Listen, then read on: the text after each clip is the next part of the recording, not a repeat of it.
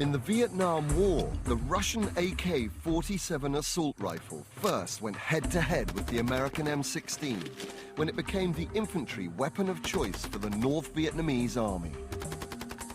The M16 had the advantage of being lighter with greater control and greater range. The reality is a basic soldier with iron sights can't shoot that far when he's shooting at an opponent that knows he's being shot at and is trying to do everything he can not to be shot. So, most engagements really are 300 meters on in. To neutralize the M16's range advantage, the North Vietnamese chose close quarters combat. Their standard tactic was to do what they called hold on to our belt buckle. They would try to get as close to us as they possibly could and achieve fire superiority on us so that we couldn't use the weapons that we had. They were real good at it. They were real good. My father fought in Vietnam, and he told me stories of being so close to his opponent that, in fact, they crossed rifles. The fight became very close. In Vietnam's close-range battles, the M16's better accuracy was not a combat advantage. In exchange for its lower accuracy, the AK gained the advantage of a simple, low-tech, easy-to-maintain construction. And if the battles deteriorated into hand-to-hand combat, the AK also had an advantage in its heavy wood and iron construction. Machine guns made from those materials can also be used for hand-to-hand combat. You can really smack someone with it. Whereas with the M16, its butt and barrel were made from glass fiber. If you hit someone hard with it, it would break. So it is used more for shooting. Hand fighting is feasible only with a Kalashnikov. This turned out to be the least of the M16's problems when it entered service in Vietnam. The gun had been issued with ammunition it wasn't designed for. The explosive propellant that blows the bullet out of the gun had been changed, and the M16 was jamming in combat. When it deployed, the powder mixture was changed. It was changed to a mixture called ball powder. It's the stuff the United States Army has used forever. It works. It also fouls. Because of the powder fouling, you had failure to fire, and you were in a lot of trouble. The M16 needed cleaning, but soldiers had been told that the gun was so sophisticated it didn't need cleaning at all, to the fury of its designer, Eugene Stoner. The Army didn't furnish any training manuals. They didn't even have a bore brush or a cleaning rod for these weapons, and they issued 85,000 of them. The problem needed an urgent fix. If it wasn't regularly cleaned out, the M16 jammed up completely. They had to find a way to make sure soldiers cleaned their weapons. Their solution was an unusual training manual. This has Connie Rod. Connie is a buxom young lady. And, most 19-year-olds, I can remember when I was 19, and it certainly caught my attention, and I like to read about Connie Rod, and it's sort of comic bookish. Shoot, people read a comic book. They won't read a field manual. Field manuals, let's face it, they're dull. Even following the comic book instructions was no guarantee the gun would work, and cleaning the M16 in a firefight was almost impossible. This is what you do with the M16. Take the retaining pin out, bring the working parts up, cocking handle, get the working parts to the rear. Check inside the working parts for any little bits of mud, dirt, blockages, carbon on the face of the breech by the firing pin, whatever. Get it all off, dig it all out. Look inside the weapon, same thing. Get the pinky in there, on the grooves, any metal on metal parts, anything that can obstruct a bullet getting through. And place the working parts back in. Get that to the fore. Jam it inside. All this with bullets going on around you, remember? Jam that down. Get the pin down there. Then cock the weapon. And pray to God it fires. In comparison, the AK-47's design is so simple even an idiot could get it going. It's a much simpler matter. Such a powerful weapon, you get a stoppage, cock it, look inside, check there's no obstructions in there, working parts of the fore, fire the weapon, gun fires fine.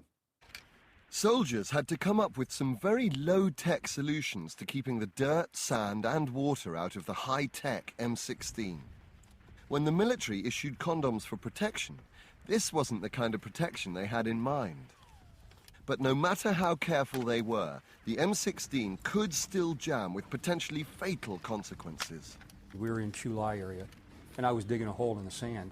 Next thing, a tree line opens up on us, and everyone's firing back, and I lunged for my rifle, and when I did, it was somewhat laying like this, enough that I knew it was out of the sand, but when I grabbed it, I covered it with the sand, and as soon as I raised it to my shoulder and I pulled the trigger, all I heard was a click. I'm already panicking at this point. I mean, I'm a Lance Corporal. This is my first real firefight, and the round didn't go off. Sand was no hazard to the AK-47. In fact, it had been part of its original army trials. I can give you an example of these types of trials. At the very last stage, the prototypes were hung up by ropes and dragged along sand. And after that, without any sort of cleaning, they were fired. In an environment like Vietnam, the high-precision M16 could never match the AK-47's legendary toughness.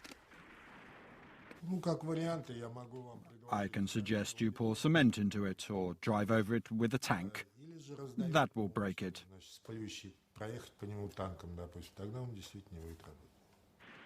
It's exactly the kind of gun Kalashnikov intended from the outset.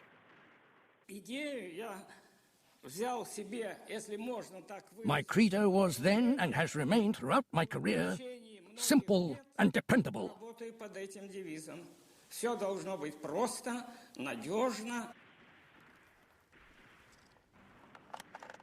Though the M16's more accurate, in some situations the punch of a heavier, slower bullet can be decisive.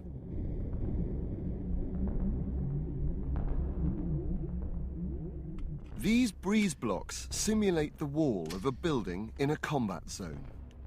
First, the M16. Quite impressive. And now, the AK-47.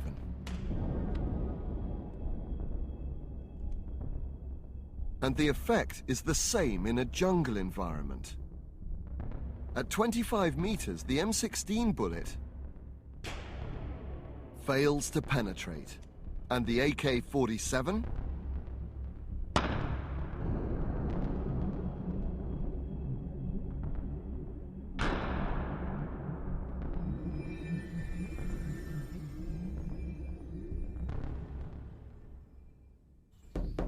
Vietnam was a war of close combat in the cities and the jungles, where this extra punch could be fatal.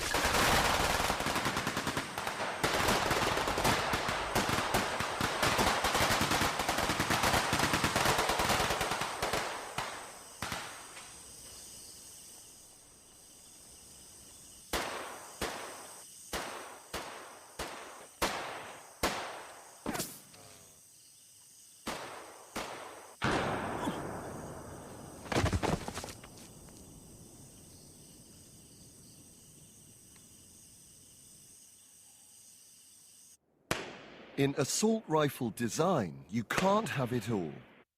The M16 makes a better rifle than the AK-47, and it makes a better machine gun than the M16. It's actually built into their design. The biggest giveaway in the difference between these two weapons is in the fire selection switch. On the M16, it goes from safe to single shot to automatic, which means the first position it comes to is single shot, the marksman's position. On the AK-47, it goes from safe straight to automatic, which is how this was meant to be fired. A hand deliverer of a wall of lead. In the end, the winner depends on what kind of war you're fighting.